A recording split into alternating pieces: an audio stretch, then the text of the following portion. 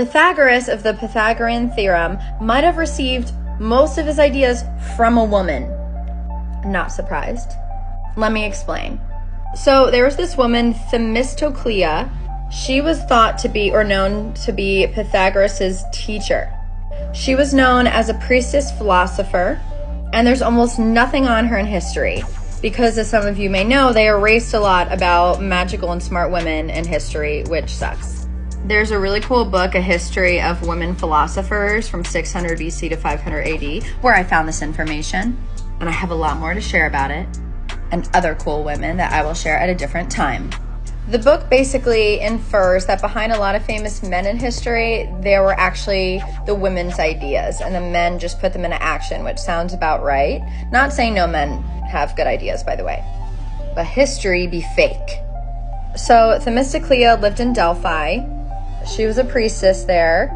I'm sure some of you have heard of the oracles of Delphi. If you have not, they were in Greece. They delivered prophecies from Greek gods or channeled this. A lot of people maybe thought gas was coming from the bottom of the earth and gave them these hallucinations. Either way, they were magical and psychic.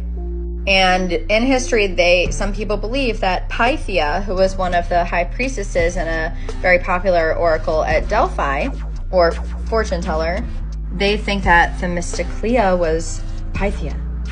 Also, not surprisingly, details about how Pythia operated have also been buried or burned. Basically, what I'm saying here is it might just be, and I believe, that a woman's intuition led to a lot of the theories that Pythagoras had. I'm butchering these names, but someone named Diogenes, in his biography about Pythagoras, wrote that he heard that whatever this name is asserts that Pythagoras derived the greater part of his ethical doctrines from Themistocle, the priestess at Delphi. There was also this guy, who I can't pronounce either, repeated the claim that she was the teacher of Pythagoras. Basically, women are psychic, women are magicians, they need to be valued, they need to be heard.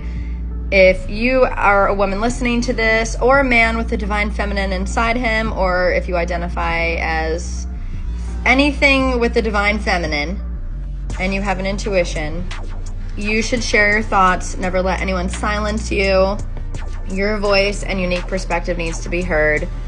And the reason that we're all feeling this way right now is because people like Pythia, if I'm pronouncing that correctly, probably never got the recognition they deserved.